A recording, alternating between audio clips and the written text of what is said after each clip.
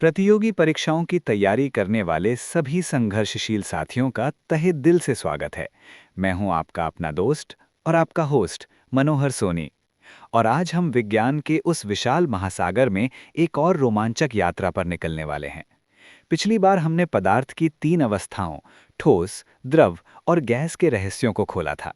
हमने ये समझा था कि कैसे कणों के बीच की दोस्ती और उनकी अपनी ऊर्जा ये तय करती है कि कोई पदार्थ कठोर होगा, बहेगा या उड़ जाएगा। हमने ये भी जाना था कि कैसे तापमान और दाब का खेल खेलकर हम पदार्थ को एक अवस्था से दूसरी अवस्था में बदल सकते हैं, जैसे बर्फ को पानी और पानी को भाप में। लेकिन दोस्तों, क्या आपने कभी सोचा है कि हमारे चारों ओर होने वाले सभी बदलाव क्या एक ही जैसे होते हैं? बर्फ का पिघलकर पानी बनना एक बदलाव है और लकड़ी का जलकर राख हो जाना भी एक बदलाव है। पर क्या इन दोनों बदलावों की प्रकृति एक जैसी है? आप पानी को फिर से जमाकर बर्फ बना सकते हैं, लेकिन क्या आप राख से दोबारा लकड़ी बना सकते हैं? नहीं। यहीं पर विज्ञान का असली जादू छिपा है। हमारे चारों ओर होने वाले अनगिनत परिवर्तन, जैसे लोहे में जंग लगना, दूध से दही बनना, फलों का पकना, मोमबत्ती का जलना या बस पानी में नमक का घुल जाना, ये सभी एक ही तराजू पर नहीं तौले जा सकते। इनमें से कुछ बदलाव केवल सतही होते हैं, पदार्थ का केवल पहनावा बदलते हैं, उसकी पहचान नहीं। जबकि कुछ बदलाव इतने गहरे और मौलिक होते हैं कि वे पदार्थ को अंदर से बदलकर उसे एक पूरी तरह से नई पहचान दे देते हैं। दोस्तों, आज हम इन्हीं बदलावों के जासूस बनने वाले हैं। आज का हमारा विषय है भौतिक एवं रासायनिक परिवर्तन, फिजिकल एंड केमिकल चेंजेस। हम ये समझेंगे कि इन दो तरह के बदलावों में जमीन आसमान का अंतर क्या है। हम उन गुप्त संकेतों को पहचानना सीखेंगे जो हमें बताते हैं कि कोई बदलाव केवल भौतिक है या फिर रासायनिक। हम उदाहरणों के इतने गहरे समुद्र में गोता लगाएंगे कि आपके मन में संदेह का एक भी कतरा बाकी नहीं रहेगा। ये यात्रा न केवल आपको परीक्षा में निर्णायक अंक दिलाएगी, बल्कि ये आपके अंदर दुनिया को देखने का एक वैज्ञानिक नजरिया भी पैदा करेगी। आप समझ पाएंगे कि आपकी रसोई में खाना पकना एक रासायनिक प्रयोगशाला से कम नहीं है और मौसम का बदलना भौतिकी के नियमों का एक शानदार प्रदर्शन है। तो अपनी जासूसी टोपी पहन लीजिए, अपने अवलोकन के लेंस को साफ कर लीजिए और मेरे साथ चलिए परिवर्तन की इस रहस्यमयी दुनिया की पड़ताल करने, जहां हर बदलाव एक कहानी बहता है। भाग एक। परिवर्तन, प्रकृति का शाश्वत नियम। इससे पहले कि हम भौतिक और रासायनिक की गहराइयों में उतरें, आइए एक कदम पीछे हटकर परिवर्तन की अवधारणा को ही समझते हैं। परिवर्तन सृष्टि का सबसे मौलिक नियम है। हर क्षण, हर जगह कुछ ना कुछ बदल रहा है। सूरज का उगना और डूबना, मौसम का बदलना, एक बीज का पौधे में बदलना, हमारा बचपन से बुढ़ापे की ओर बढ़ना, भोजन का पचना, ये सब परिवर्तन ही तो है। विज्ञान की भाषा में जब किसी पदार्थ के एक या एक से अधिक गुणों में भिन्नता आ जाती है, तो हम कहते हैं कि उसमें परिवर्तन हुआ है। ये गुण उसका आकार, माप, रंग, गंध, अवस्था या उसकी आंतरिक संरचना कुछ भी हो सकता है।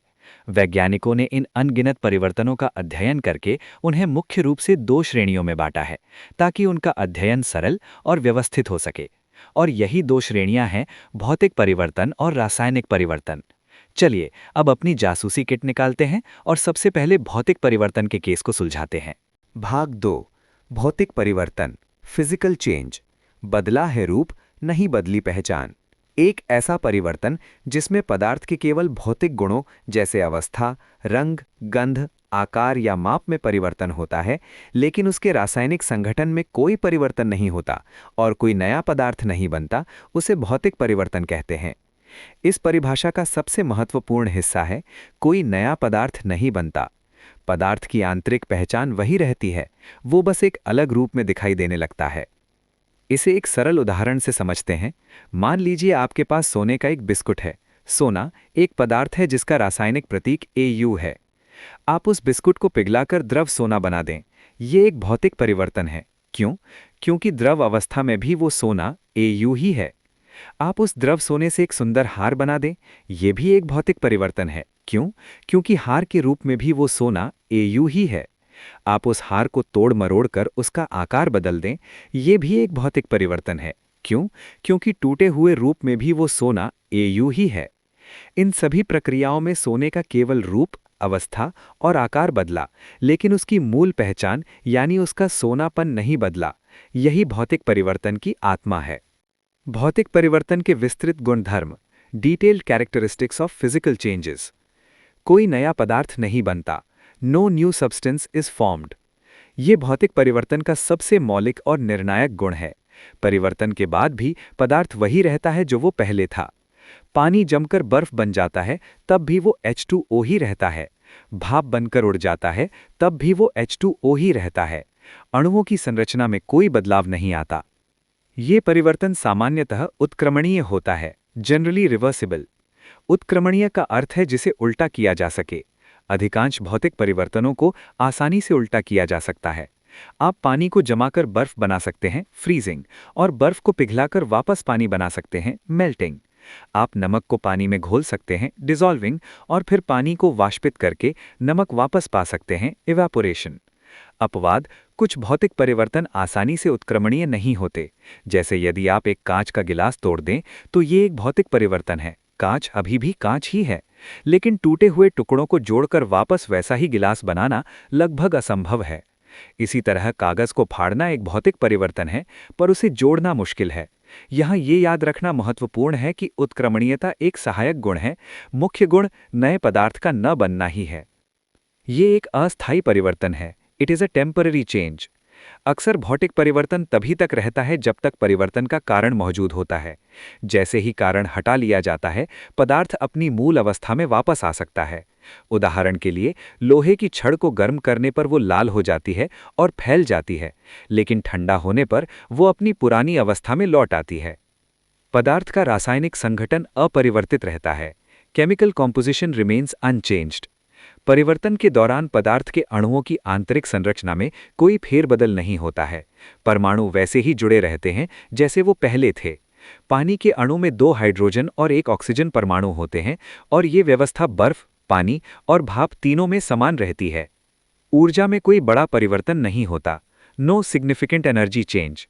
भौतिक परिवर्तनों में ऊर्जा का आदान प्रदान, ऊष्मा का अवशोषण या उत्सर्जन तो होता है, लेकिन ये रासायनिक परिवर्तनों की तुलना में बहुत कम होता है। इन परिवर्तनों में सामान्यतः ऊष्मा, प्रकाश या ध्वनि जैसी ऊर्जा के बड़े रूप उत्पन्न नहीं होते हैं। भौतिक परिवर्तन के उदाहरणों का postmortem. Dissection of examples of physical changes. आइए कुछ सामान्य उदाहरणों को गहराई से समझें कि वे भौतिक परिवर्तन क्यों हैं। अवस्था में परिवर्तन, चेंज ऑफ स्टेट, ये भौतिक परिवर्तन का सबसे क्लासिक उदाहरण है। गलन, मेल्टिंग, ठोस का द्रव में बदलना, बर्फ का पानी बनना। हिमीकरण, फ्रीजिंग, द्रव का ठोस में बदलना, पानी का बर्फ बनना। वाष्पीकरण, इवेपोरेशन या बॉइलिंग, द्रव का गैस में बदलना, पानी का भाप बनना। संघनन, कंडेंसेशन, गैस का द्रव में बदलना, भाप का वापस पानी की बूंदें बनना। ऊर्ध्वपातन, सब्लिमेशन, ठोस का सीधे गैस में बदलना, कपूर या नैफ्थलीन का जलना। निक्षेपण, डिपोजिशन, गैस का सीधे ठोस में बदलना।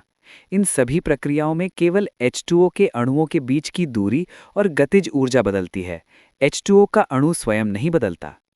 घोलना या विलेय बनाना, डिसॉल्विंग, जब आप चीनी या नमक को पानी में घोलते हैं तो ये एक भौतिक परिवर्तन है। चीनी के अणु C12H22O11 पानी के अणुओं H2O के बीच की खाली जगह में फैल जाते हैं, कोई नया अणु नहीं बनता। यदि आप इस पानी को गर्म करके उड़ा दें तो आपको बर्तन में चीनी वापस मिल जाएगी। आकार, माप या आकृति में परिवर्तन, चेंज इन शेप, साइज और फॉर्म। कागज को फाड़ना, फाड़ने के बाद भी हर टुकड़ा कागज ही रहता है। लकड़ी को काटना, लकड़ी के छोटे टुकड़े भी लकड़ी ही होते हैं। रबर बैंड को खींचना, खींचने पर उसका आकार बदलता है, छोड़ने पर वापस आ जाता है, वो रबर ही रहता है। गेहूं को पीसकर आटा बनाना, ये एक दिलचस्प उदाहरण है। यहाँ गेहूं के कणों का आकार बहुत छोटा हो जाता है, लेकिन आटे के हर कण का रासायनिक संगठन वही होता है जो गेहूं का था।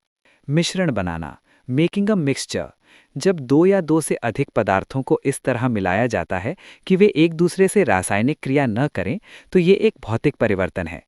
जैसे रेत और लोहे के बुरादे को मिलाना। आप एक चुंबक का उपयोग करके लोहे को आसानी से अलग कर सकते हैं, ये साबित करता है कि दोनों ने अपनी पहचान नहीं खोई है। सलाद बनाना भी एक भौतिक परिवर्तन है। भाग 3, रासायनिक परिवर्तन, केमिकल चेंज। हुआ नया जन्म, मिली नई पहचान। एक ऐसा परिवर्तन जिसमें एक या अधिक नए पदार्थ बनते हैं जिनके गुण मूल पदार्थ या पदार्थों से पूरी तरह से भिन्न होते हैं, उसे रासायनिक परिवर्तन कहते हैं। इस प्रक्रिया को रासायनिक अभिक्रिया भी कहा जाता है। इस परिभाषा का सबसे महत्वपूर्ण हिस्सा है नए पदार्थ का बनना। यहाँ पदार्थ की मूल पहचान हमेशा के लिए खो जाती है और वो किसी नई चीज में बदल जाता है।